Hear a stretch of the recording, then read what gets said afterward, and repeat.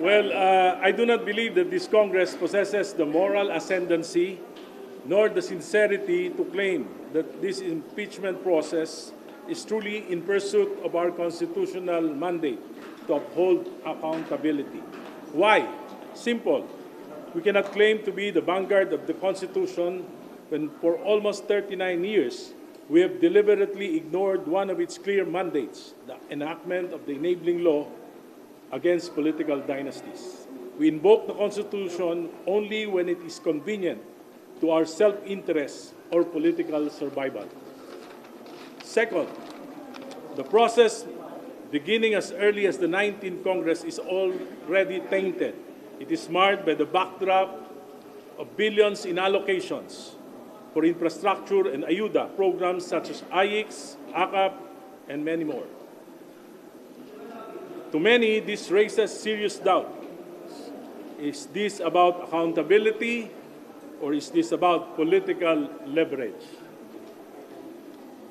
Let us not pretend what we are witnessing is not a principled process, but a bitter conflict between former allies, a struggle for supremacy between political dynasties. This is no longer about the truth. This is about power. I refuse to be part of a political spectacle that brings no real benefit to the Filipino people, especially the millions who continue to suffer. Habang ang mga Pilipino ay nahahati, DDS, Pinglawan, Dilawan, loyalista, nag-aaway, nag-iinsultuhan, nagkakanya-kanya, ano ba talaga ang pinaglalaban? Bayan ba o kapangyarihan? Hindi na ito unity. Ito ay uni-away. Ito ay uni-nakaw. This is not about accountability. This is about partisan politics. This is about destroying your enemies, using instrumentalities of government like the NBI, the AMLAC, the COA, to persecute a political opponent. Nakakatakot po ito. Dahil hindi ito matatapos. Kung magagamit ito ngayon para i-persecute yung mga political opponents, paano kami? Na opponent din naman ng administrasyon na ito. This is not about evidence. Imagine, pinagtiyagaan yung kalokohan ni Madriaga. Madriaga is a hoax. This is about bias. This is not for the Filipino people. This is about the survival of politicians on both sides. I refuse to be part of this. At sa aking panawagan sa sambayan ng Pilipino, kung nais nyo na maayos ng gobyerno, magsimula tayo sa ating sarili, mag-isip tayo, huwag tayo magpapauto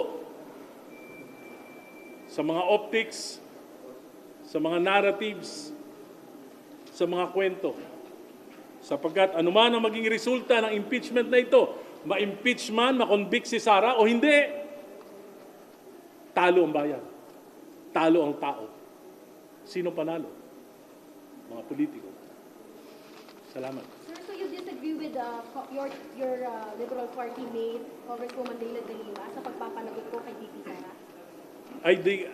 I disagree in participating in this process as a whole. Kaya nga hindi na ako dumalo ng anumang process sapagkat tatandaan ko nung si Ninoy Aquino pinagbibintangan noon ng Marcos na may kinalaman sa mga NPA, kinonvict ng Kangaroo Court. Talagay ko, ganito rin yun. Sir, what does the Liberal Party say about your stand? Well, we are liberal. Marami sa amin, nung impeachment ni President Marcos, bumoto ng impeachment laban sa kanya, marami rin hindi. Nakipag-usap po ba kayo sa ibang LP congressmen katulad ni Kong Lan? Hindi po nagpapatawag ng pulong ang Liberal Party tungkol dito. Kaya ang ibig po sabihin niyan ay maliwanag na may karapatan kami for conscience vote. Pero sa mga miyembro po ng LP dito sa Kamara, kayo lang po ba yung may ganyang stand? Hindi ko po alam, hindi nga kami nag-uusap. Sir, but do you in effect accuse Congresswoman Laila De Lima of taking part in the politicking, given how sharply worded your statement is? Well, whatever it is my stand. Kahit na sino ang tamaan, kung sino yung bato-bato sa langit, tamaan, huwag magalit. Sir, may hard documents kasing presente. Like for example, yung COA notice of disallowance. It was, the COA notice of disallowance is not final. And it's not final. It can be appealed in the Supreme Court, in the courts. Pero alam nyo, lumabas yun, wala pang araw kopya, ang Office of the Vice President. How about the AMLAC report, sir? AMLAC report, it's an agreement, it's not conclusive. I don't think that yet. Ang tingin ko lang, ang medyo, kung ako lang yung honest opinion ko, ang medyo pwede lang ang tingnan doon, yung non-disclosure ng cash asset. You Yun will lang. not participate, sir? I will not dignify or abstain? the committee dahil tingin ko, hindi naman talaga accountability ang purpose. Sir, how about the SALN na wala po siyang bank deposits? Yun na nga. Sa tingin ko, yun ang pinaka. Pero just the same, nakita ko nga na weaponize lahat ng. Pero yung sa non-declaration, yun ang pinaka... Sa tingin ko, yun ang pinaka dapat nasagutin. Yung ang kanilang napanood ko sa TV, ang sagot nila, it was aggregated in the others, di ba? So, sagutin nila yun. Pero sa tingin ko na-weaponize. Na-weaponize yung mga government agencies. Pero bakit hope si Madriaga? Ha? Madriaga pa rin po. Hindi may criminal. Hindi, fantastic talaga yung ewan ko tagal ko sa gobyerno nakita yung incredible yung kanyang testimonies. If not impeachment po, how else can we ask for accountability from VP staff? If not impeachment? Dito sa gobyerno na ito, hindi tayo makakahanap ng hustisya. Hindi tayo makakahanap ng hustisya sa gobyerno na ito.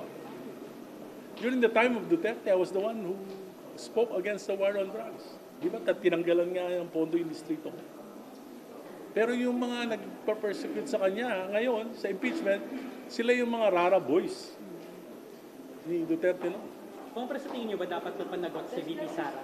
Sir, does that disqualify them from turning a new leaf? Does it discredit them from filing kung meron naman pa sila? Yes. Kasi yung sinabi ko nga, Sir, they can turn a new leaf. Halimbawa, they change their mind. Or they realize they're at the wrong. and, kaya nga ang sinabi ko, hindi ako naniniwala dun sa proseso na ginawa nila. May marangal na paghahabol. Ano po yung marangal na paghahabol? Ano sir yung marangal na paraan para sa inyo? Bilyon-bilyon yung nakita naman natin na sa flood control, nakita ko, ayoko maging parte. So, I am not judging. Kay VP Sara, ano sir yung marangal na pagpapanagot kay VP Sara? Ano po yung way para mapanagot? Na sinimula ng mali.